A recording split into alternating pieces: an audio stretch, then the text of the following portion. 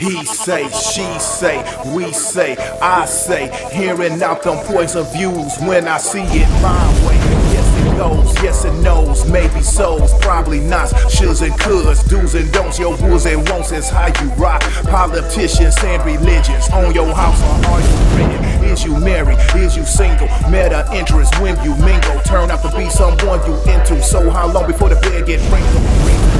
When they trippin', is it time out or do you whip them? Opinions and decisions, hunches, intuitions, may or may not get it, cause people's experience different. Check the prejudice at the door. You give the flow, tell the truth if it's sweet or sour, cause the hour we spittin' that fire.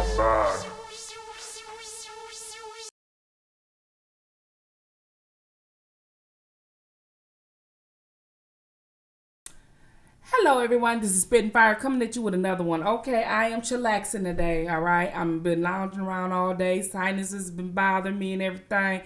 No face, no dude, no none of that today, okay?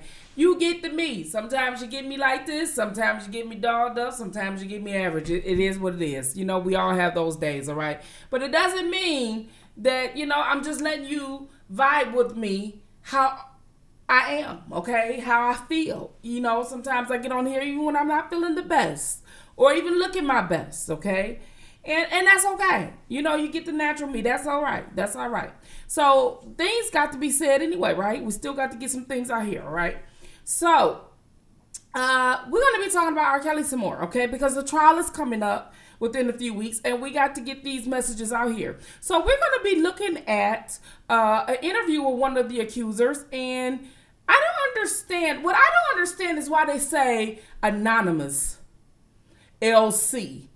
If LC is Lanita Carter, is that still anonymous when we know? Like, why do they do that shit? That shit just irks the hell out of me. But anyway, let's look at this, right? Now, we know that the media play tricks on you. And let me tell you guys something. When somebody can cry on cue, that does not mean they're telling the truth. That does not mean they're trying. How many times have you cried when you got caught in a lie or when you're lying? I mean, come on. All right? Because we're going to break this down now. We're going to break this down. We're going to use some common sense. All right? Let's get it going. One of the anonymous accusers in R. Kelly's criminal case is speaking out publicly for the very first time. Only on CBS This Morning, Lanita Carter describes the alleged 2003 assault that helped lead to the singer's arrest back in February. Kelly, as you know, has pleaded not guilty to 10 counts of aggravated criminal sexual abuse involving 4 alleged victims. Jerika Duncan spoke with Carter earlier this week and joins us at the table. Jerika, good morning. Good morning. Lanita Carter is the woman identified in the indictment as LC, R. Kelly's hairdresser. She was 24 years old at the time of the alleged sexual assault. We want to warn you, some of the details she reveals are very disturbing. I'm not ashamed of my past anymore. I'm not ashamed of what naysayers say. Lanita Carter says she braided R. Kelly's hair for more than a year, but saw him as more than just a client. She also considered him like an older brother. She even stood up for the singer when he was arrested on child pornography charges in 2002. 2 words, perfect gentleman. I would tell people, pray for him. Pray for him. I do his hair. He is nothing like what they say. He had never propositioned you or asked you to do anything sexual before, but then this particular day, what happened? February 18, 2003, I get a phone call to come down and do his hair.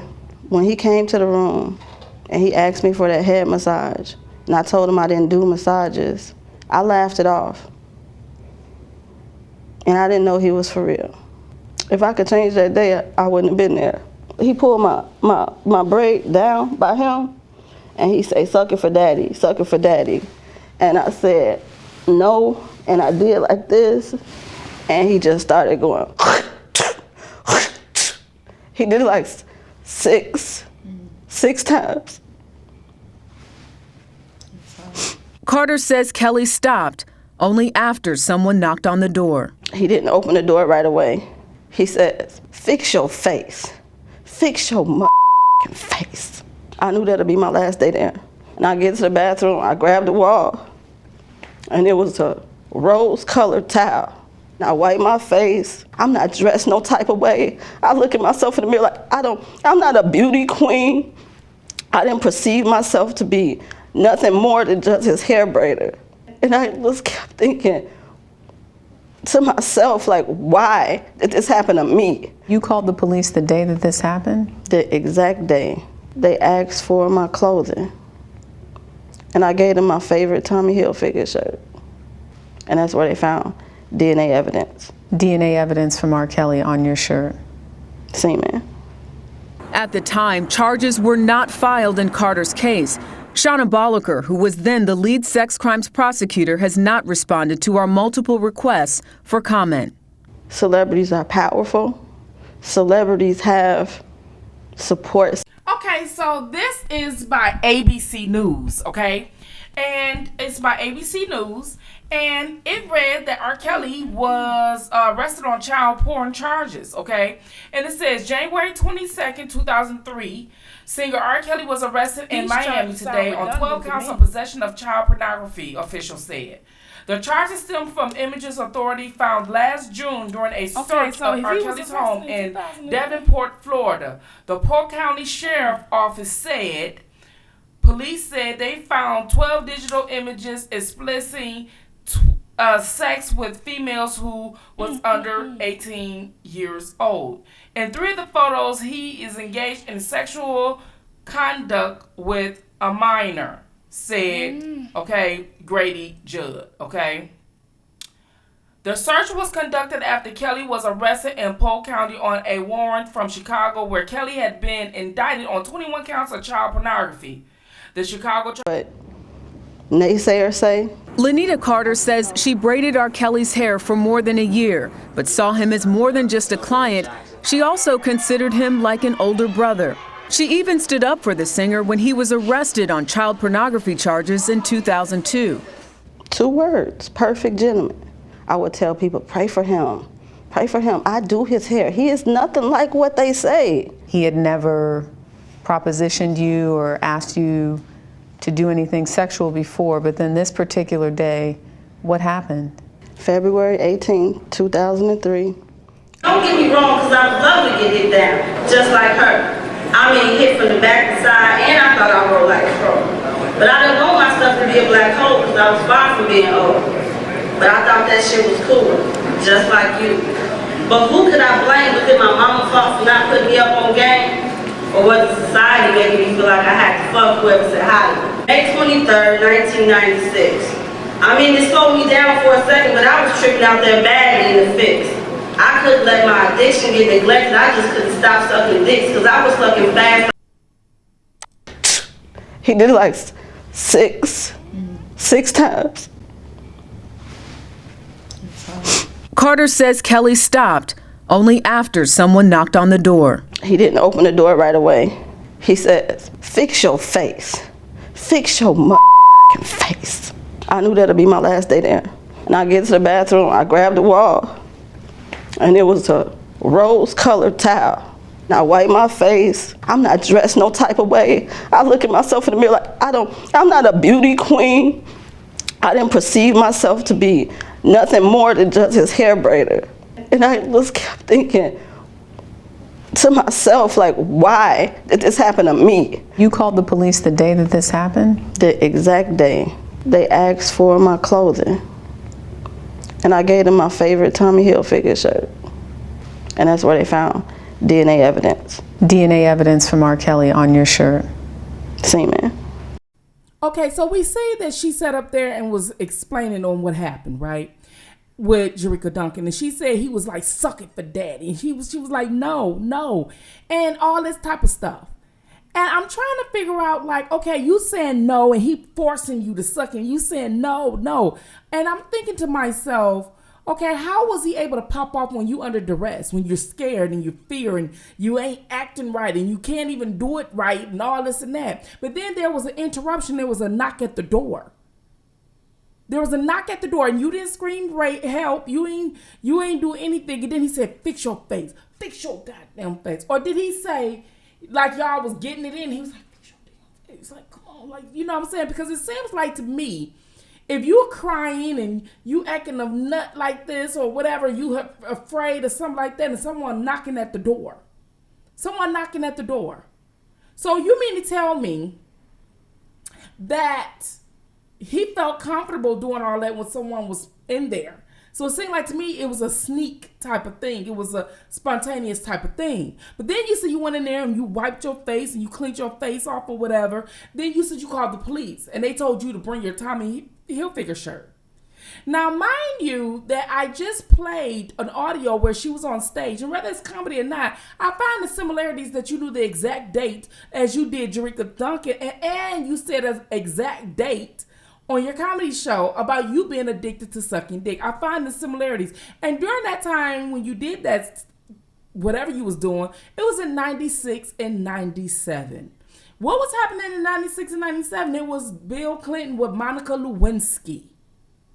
You understand? And so when you popped off on your shirt, right? You exactly remember it was your Monica Lewinsky shirt. The shirt that you didn't clean, the shirt that you didn't throw in the washing machine, the shirt that you didn't throw away if you was, none of it. So you made sure you kept it because if they wanted it and they found semen on it, because we know that semen does not mean that it was rape. It just means a sex act took place. Or if that was the case, Monica Lewinsky could have charged Bill Clinton with rape. You understand what I'm saying? So we need to understand these things because I'm just trying to figure out how was he able to pop off with you under all this duress and you said no. You said no. So if you said no, he making you doing this and then there was a knock at the door, how long? Then you said he spit 6 times in your face. So when he spit 1 time in your face and 2 times in your face, you just stood there and let him just keep spitting in your face. Like, the shit doesn't make any damn sense. It doesn't make any sense at all. Not at all. Not at all. And so I'm thinking to myself, we have to really help these men because they are under attack. They are under attack. And it's so funny because I was watching Kwame Brown's channel today. And this is what he had to say. And let's take a listen to that. We're going to have some fun today since we all want to talk. Since it's supposed to be believe all women, right? The busted bus made all over the news when a girl lied on me. I was in every paper. They already calling Cappy crazy. I'm not saying she's right, but I'm saying we said believe all women, which I've never agreed with, as you can see. But this is what you bitches been saying. Not bitches in the sense of I'm talking about women. I'm talking about the bitches that came up with this dumbass shit. And it wasn't just women. So if you don't like the word bitch, because I want to say something nasty to you, because that is the dumbest shit ever, talking about just believe all of one person. For what, motherfucker? Are you creating gods on earth? Or do we have a judicial system that's supposed to fucking work? You don't believe all of no goddamn body. You believe the facts and the evidence. So that's exactly what I'm talking about. No, believe all women. Women lie too. You believe evidence and you believe facts. And this is what I've been saying for the last 3 years. And this was before I even went on the Kwame Brown's channel. I can't say because I know him. I don't know him personally. But I've gotten acquaintance with him. And I'm glad that he understood exactly what I was saying because I don't believe all women. So I'm going to need, because I know how they do, Kwame. As a woman, I know how they do. As people of the elites who don't like what you're speaking of out here about the go along, get along gang, I know what they do. And I don't know who you know or if you are in tune with anyone, but I'm going to need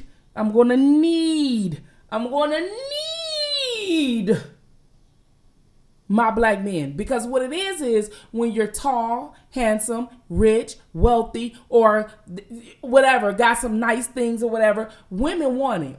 And I find it very intrigued that they think that they're entitled to something that you work hard for over a piece of booty or whatever else, or what they don't get. You understand? And getting their feelings, say, I can take yours. I find that to be interesting. And I find that to be disturbing. As if women don't like sex either. So I'm gonna need you guys, because you said something in this very video about LeBron, which I'm not up on that, okay? But about somebody claiming some things on him. This is what I've been spewing out here. They have been coming at me and attacking me for the past 2 or 3 years because of what I spew out here. And YouTube has been shadow banning me. I'm going to need some people who are like you, who have the resources, as if you're doing this shoe drive, to do the very same thing when it comes to these women liberations about believe all women. Because until you men push back, because see, what it is they do you individually. Individually. They did it to Kobe. They did it to Michael. It doesn't matter who you is. But the one thing that's going to be needed, and you got it from a woman, and I'm behind you, and millions of us are behind you, but we can't do anything until y'all do it first. I don't care if y'all have to go over to each other's house. I don't care if you have to take your accountant with you and say how much it's going to cost all of us to come collectively to lobby to change these laws, because they got laws where they can just come back after you so many years. They got away with a lot of states, the statutes of limitations on rape. That's stupid. Because you still here, you still alive. That is stupid. Rape is not the same equivalent as murder. That's dumb. Because if I wait 40 and 50 years, how is a man supposed to be able to prove that? Anyway. And because we supposed to believe her, he can just go to jail on if she say so. So your freedom is in the hands of any woman that you ever been with. And because you are an athlete, and we know that groupies do exist, and they want to act like they don't, and want to put them in place of victims, that's a problem.